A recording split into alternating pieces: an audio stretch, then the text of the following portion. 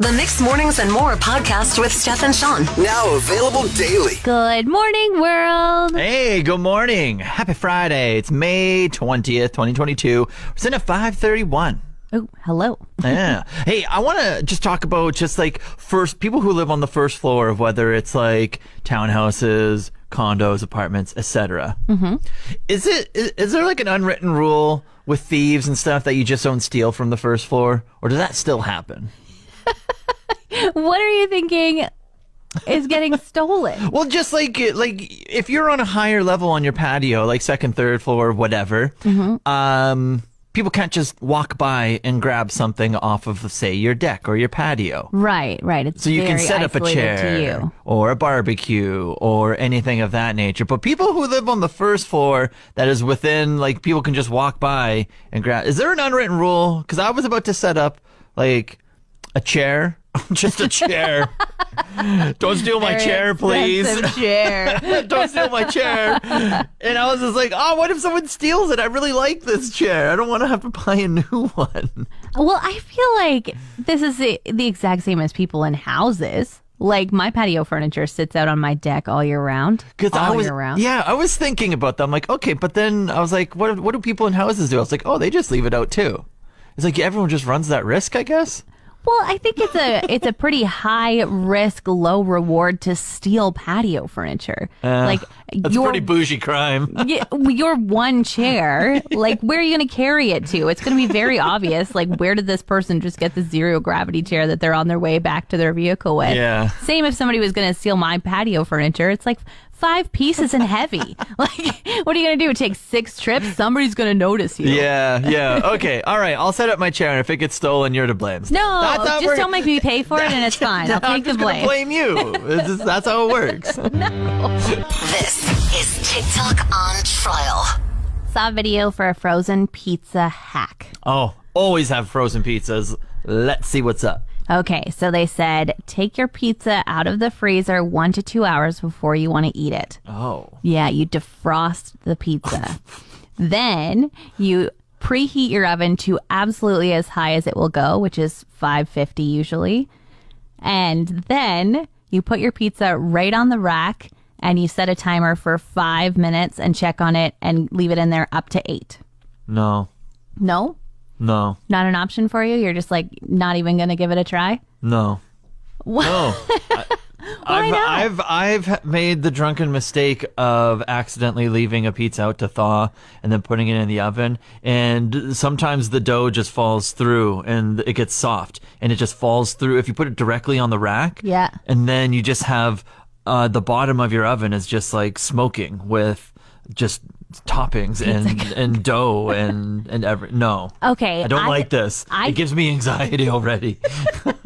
I feel like perhaps it's because you were drunk that happened. And I did think that maybe this was going to happen when it suggested that I put it straight on the rack. But I actually did this last night. And I'm giving it a glowing review. Wow. Yes. I heated my oven to 550, set a timer for 5 minutes. That's all it took. I took it out, cut it. The bottom was nice and crispy. The top was not burned. I could chew every piece. Nothing hit the roof of my mouth and fell on my chin and scalded me. It was the perfect temperature and perfect cooked pizza. Wow. Okay. Yeah. Okay. I'm willing. I guess. Yeah. I don't own my oven, so it's just my landlord's. So I don't have to deal with it. I'll try it. All right. Well, I'm going to give it this rating. Genius. Saw a post on Fort McMurray Garage Sales about a missing vacuum, and we've got the original poster on the line. Jessica, what's your story? So we went to a garage sale in Timberlea on the weekend, and my mom comes to my truck, and she's like, oh, my goodness, I just did the most embarrassing thing. And I'm like, what'd you do? And she's like, I tried to get in that truck over there. And I'm like, oh? And she's like, yeah. And she's like, it's not even the same truck. And there was a dog in there, you know, it didn't even bark at me or anything. And I'm like, oh, okay, whatever. So we left, not thinking anything of it. And then later on that evening, she's like, can you please drop that vacuum off to your brother? It's in the box of your truck. And I was like, okay. And so I checked the box of my truck. I'm like, no vacuum. I'm like, are you sure you didn't take it out? And she's like, no, it's in the box of your truck. It has to be. And I'm like, no, it's not. I was like, Mom, remember that right truck you tried to get into? Oh, no. And she's like, yeah. I was like, I bet you put it in the box of her truck. Oh my God. She's like, no way, did I actually? And I'm like, yeah, I think that's probably what happened. That is so funny. Amazing. And did you get any bites when you like posted it in the Fort McMurray garage sale group asking if anybody had seen a vacuum? No, I didn't. No, everybody just, was liking it with laughing faces because they thought it was funny. Oh. And so where are you at in the process now? Are you still searching for it? Yeah. All right, so we'll put it out there into Radioland then. 780-791-1037. We need to find this vacuum. You can text or call if you got a random one in your truck. Look at our text line right now. Someone texted in and said, hey, I have the vacuum. So funny. So Jessica, we have some really good news for you. They texted in and said that they are one of a few white Tacomas in town, and they found the vacuum in their box, but they thought maybe their husband had bought a vacuum for them. They were like, oh, thanks. But when they saw the post about it, they were like, wait a second, no, this is not my vacuum, and we'll hook you up to get each other back together. Oh, absolutely incredible. Hey, you're getting your vacuum back just in time for May Long as well. I don't know if you're going to be doing any cleaning, but maybe afterwards. In the winter, I switched from a little great on gas hatchback car to a bigger, harder on gas Honda Element. Oh, yes. The big old box vehicle almost. It's like a toaster. It's not aerodynamic at all. It's like, if you would like wind resistance, this is the vehicle to get. I've owned a toaster vehicle before, so I've been through it. Yeah, right? But I wanted this vehicle for years because I feel like it is like the adventure MVP. Yeah, every weekend you're going out in the summer, spring, and fall just to do, even in the winter, you're going out doing things all the time. Yeah, and it's like completely waterproof on the inside. You can literally use a hose to spray it down. The seats fold up on the side. I know that part. I know. It has suicide doors on either side, so you can put stuff in sideways or from the back. Like, it has a lot of things going for it. And I feel like finally yesterday I got to really test out the limits. All right, you got to play some Tetris with this bad boy? Yes. All right, break it down. Thank you. We're going camping this weekend, so we took out the back seats, put both of our e-bikes inside. Oh, yeah. Without having to take off the front tire. We have our tent, our sleeping mats, Rubbermaids that are there for our camping supplies. Our cooler fits in great, and kayaks on top. Wow. Yeah. That is a whole adventure right in the element. So I would like to make a plea to the Honda dealers, the Honda creators. They stopped making this vehicle in 2011. Ooh. My Honda Element has over 300,000 kilometers on it. And one day I'm going to have to replace it. And I'd like to replace it with the one that isn't 15 years old. Okay. So, hello, Honda. Someone either come up with a new one.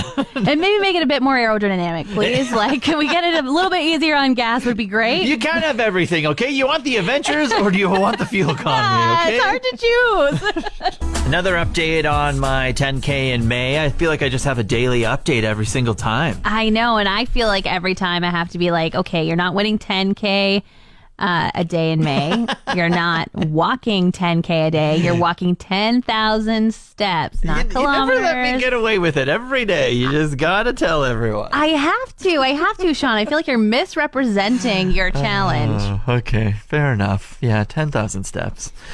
It's still impressive. I'm going to give you that. I'm not walking 10,000 steps a day. Yeah, and so it doesn't have to just be like walking or running or anything of that sort. It can be however you want to get the 10,000 steps. Like I could just be doing laps around the studio. If I got 10,000 steps, boomsies, I'm done. Okay. I found a new alternative, and it's a way that I don't really like, but I got her done. And what's that? Cleaning my house. Oh my gosh. Ugh. You get a workout doing all the cleaning. Totally. You're doing squats. You're like bending both the knees, like cleaning underneath the toilet and everything, all around like there, and like the scrub in the shower. And I do this sporadically throughout the month. But then my lady's visiting today.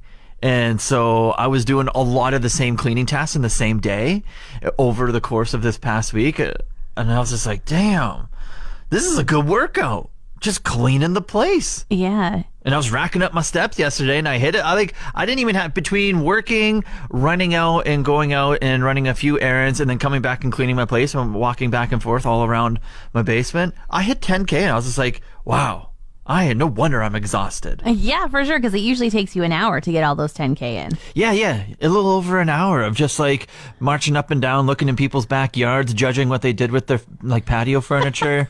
But this, I was just like, no, I just gotta scrub the shower for a hot second and then move over and vacuum here and do that, and got her done. Time to join the cleaning army, Sean. You got to go tell Go Clean Co. you're in. Yeah, see, going back to what I said at the start, I don't like how I got my 10K this time. I'd rather be judgy of people's backyards. Oh my gosh.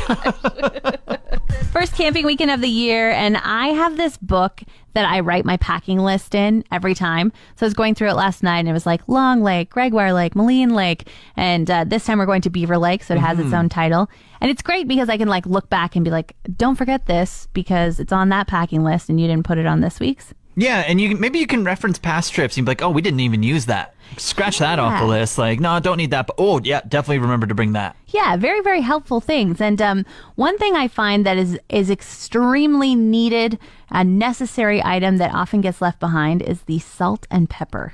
Really?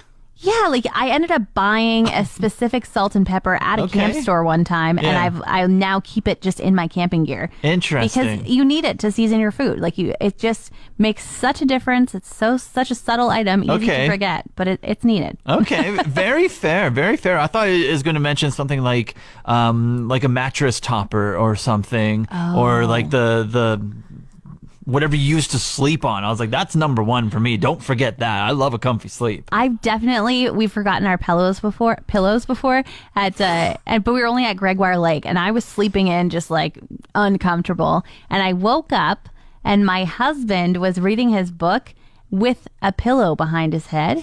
And I was like, where did you get that? And he had already gone home, but he didn't just go home and get our pillows. He also had a shower. I was so jealous. You were sleeping the whole time, and he was just like, I can't sleep. I'm going to go home and get all the things. Yeah, somehow I didn't hear the zipper of the tent, let alone the car starting. And he just left me there. Like if a bear snuck up on me, I wouldn't have known, and he wouldn't have been there to protect me. Apparently not on his list. Things to forget. His wife.